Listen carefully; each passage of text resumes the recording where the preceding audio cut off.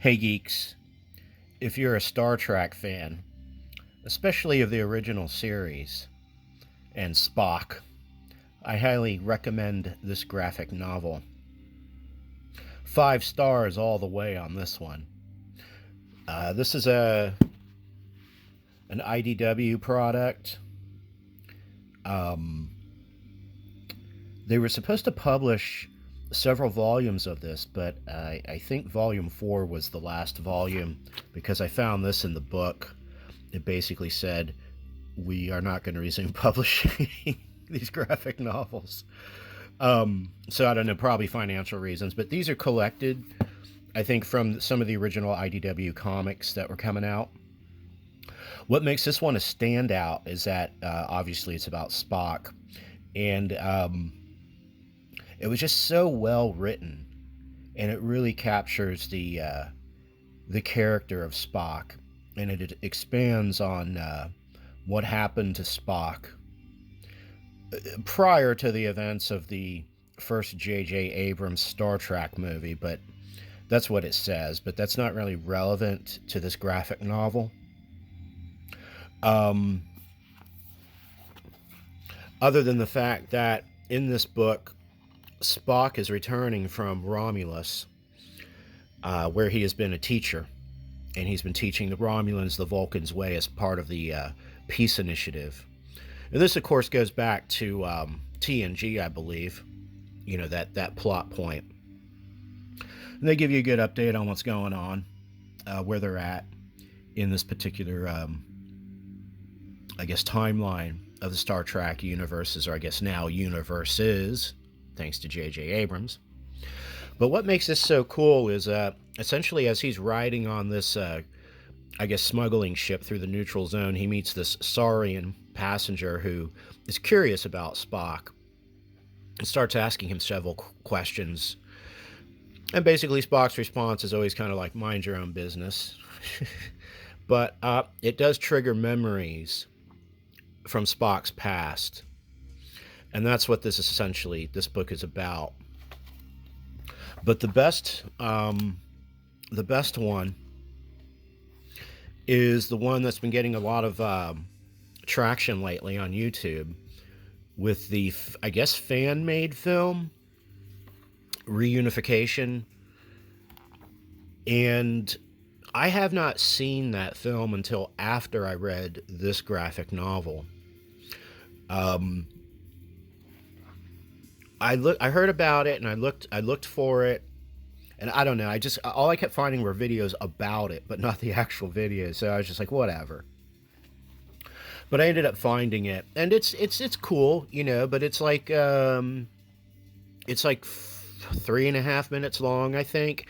It doesn't actually get into the emotional depth that this graphic novel does, and so essentially that main story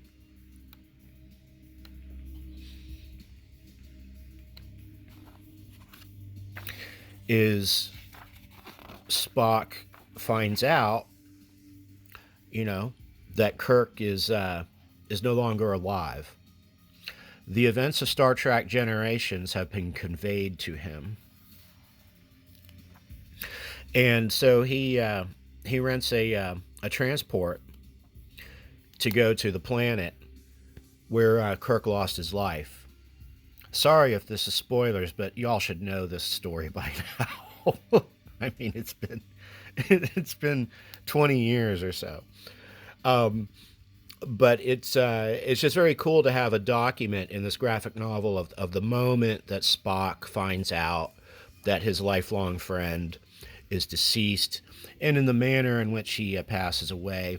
Because initially everybody thinks that Kirk was lost in the Nexus, or that the Nexus took his life. What they didn't understand is that Kirk existed inside of the Nexus.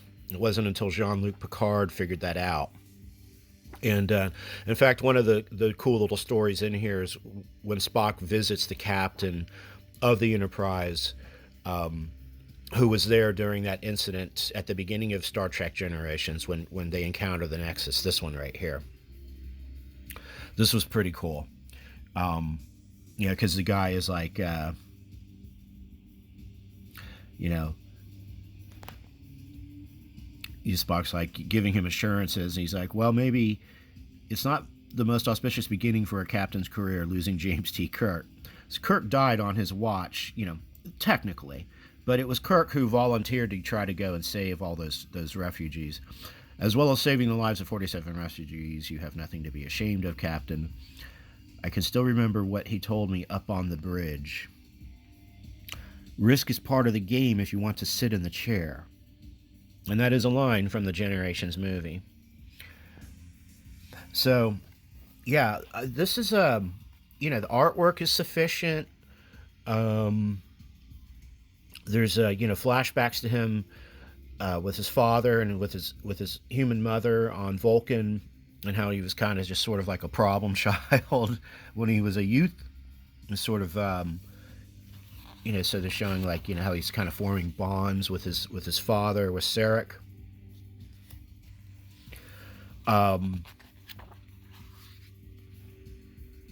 This Saurian character is pretty cool also. He's just kind of I don't know, he's sort of like, he never really says what his occupation is. It's alluded that he's some kind of a import-exporter in the universe. So, he serves as a good plot device to tease out of Spock his memories of pivotal events in his life, including kind of an awkward encounter with Nurse Chapel.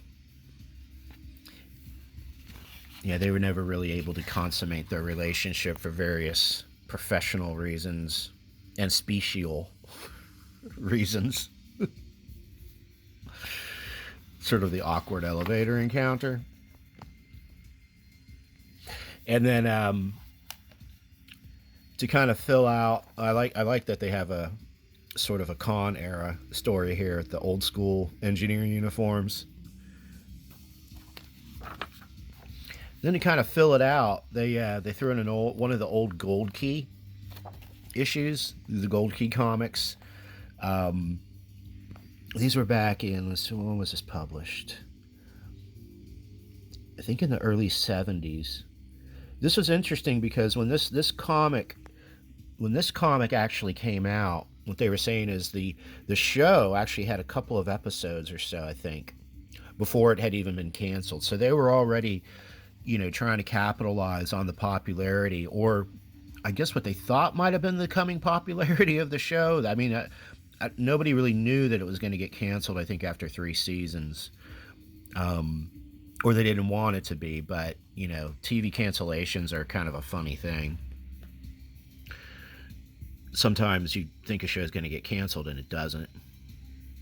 But the interesting thing about this comic book is the guy that they had to draw it was a European comic book artist, and all he had was just a few photo stills of the show. Like, he never actually saw the show, so he had to kind of sort of just draw up everything out of his own imagination.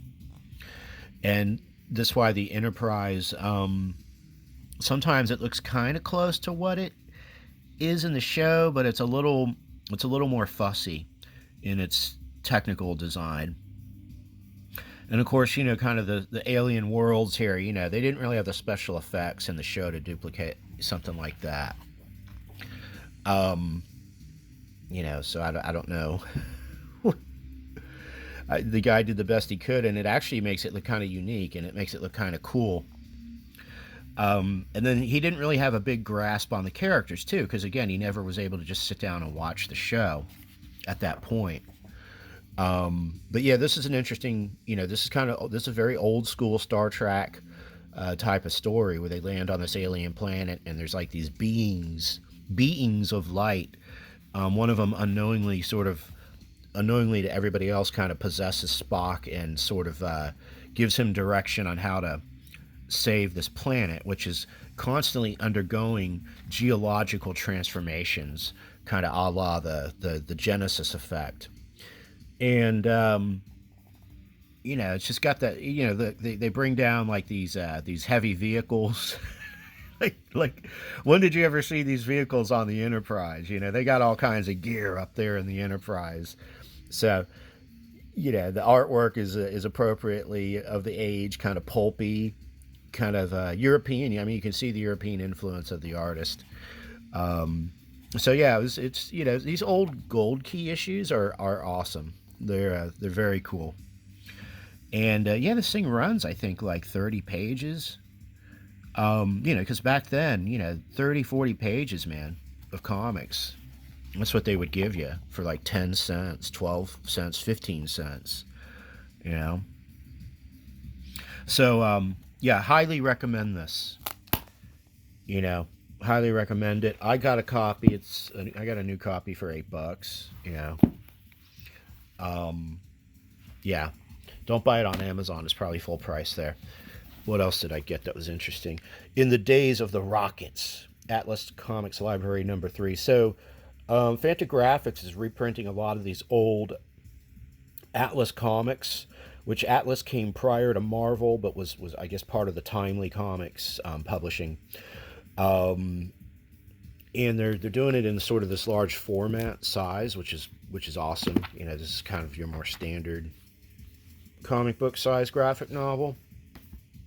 So you get bigger pages, and this is a beautiful book. I mean, most Fantagraphic books are going to be, you know, high quality, cool design, and they give you sort of a lot of back matter on, you know, sort of the genesis of these comic books. Sort of the origin of it came out of, so back before there was Marvel Comics, there were Marvel pulps that had stories written in them. And you know, they would change the title, so it started out as Marvel Science Stories, then Marvel Tales, and then Marvel Stories. And this material eventually became comic books. You know, they a lot of the comic guys used it as source material just to start making visual comics. Space Squadron being one of the ones that is featured in this book. So they kind of give you the history of it. There's some original art in here that's pretty cool. A lot of pencil and brush. This is a good one here. Planet Patrol.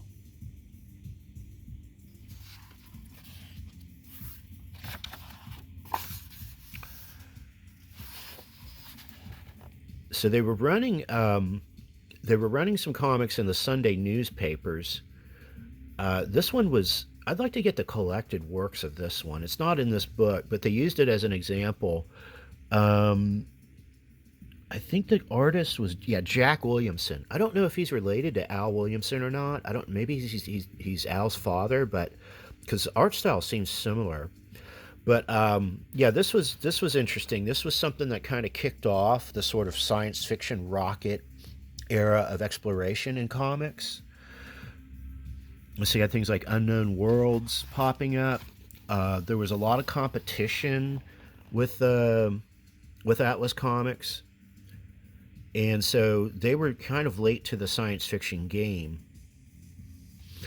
And then you got this full page spread here. This is also, you know, you can see the inks over the pencils. Pre-press.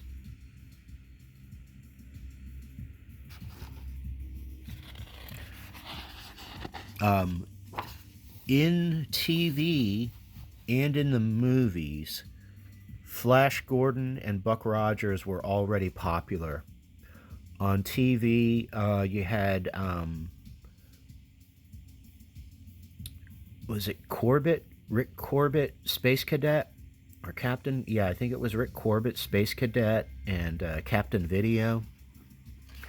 So you had science fiction on television and the movies getting popular. So there was this, you know, it was the trend of the day at that point. So they Atlas came out with Space Squadron, starring Captain Jet Dixon, Blast Revere, Dawn Revere, Rusty Blake, and Mixtapatrum. which may be a precursor to Mr. Mixelpix from Superman. So they just call him Max for short because he's from Mars. Yeah, so I just started reading this, but the reproduction quality is awesome. You know, I don't know what I don't know what their process is to reproduce these, but one thing that Fantagraphics is known for is their meticulous attention to detail to get as much of the original artwork in reproduction as they can. And this looks very original. I mean, you can see the Ben-Day dots.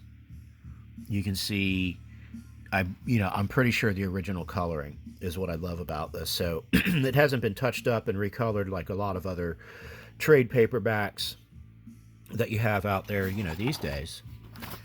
And it's just, it's just hundreds of pages of sci-fi 50s era rocket retro comics.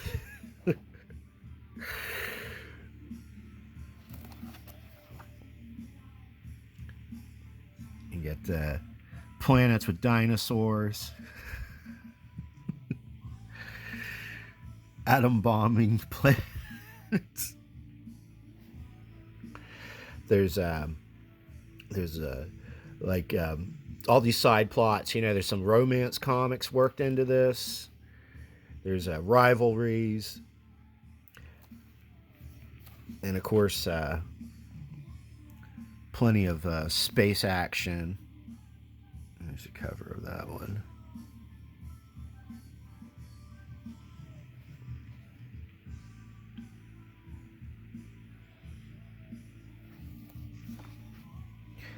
Oh yeah, that's a good panel. Rockets away.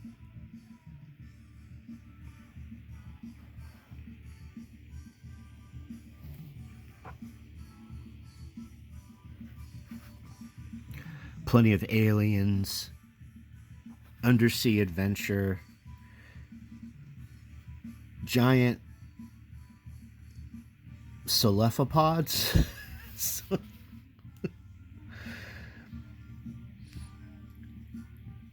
Those look like bird. They have beaks, but they have tentacles. Well, I guess a lot of squids do have like a beak.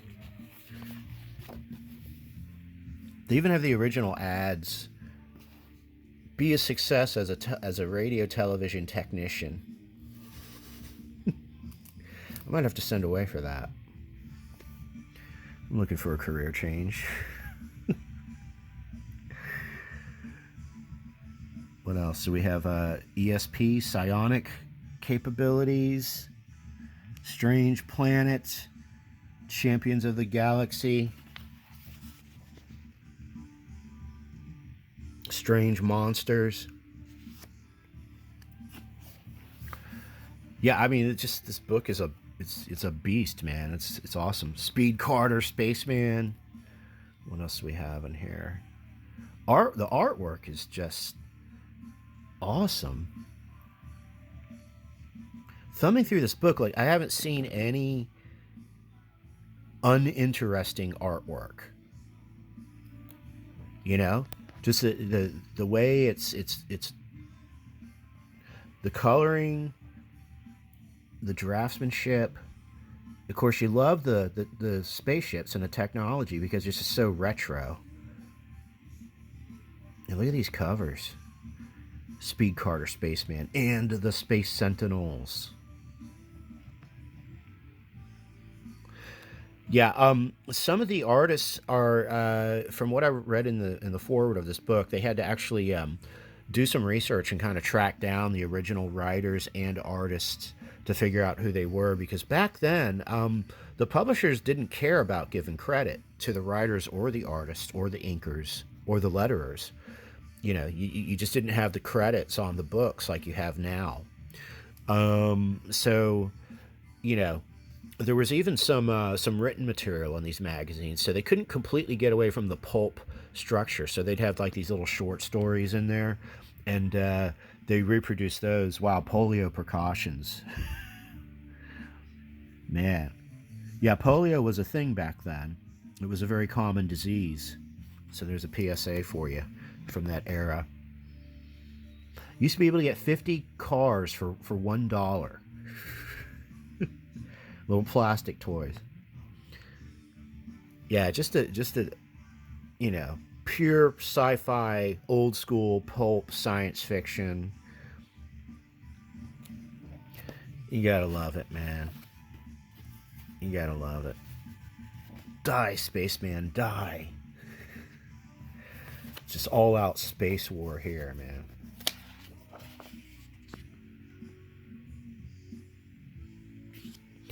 Yeah, yeah. This is the stuff that fueled the inspiration for a lot of people. I'm sure George Lucas among them.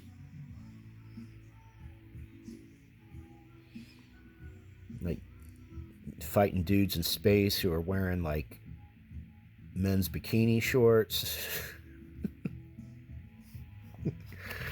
The fashion, I'll tell you, the fashion of the era, the galactic fashion was something else.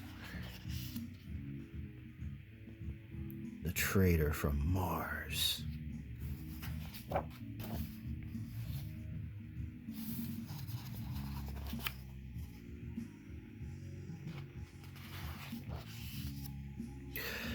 Yep, yep.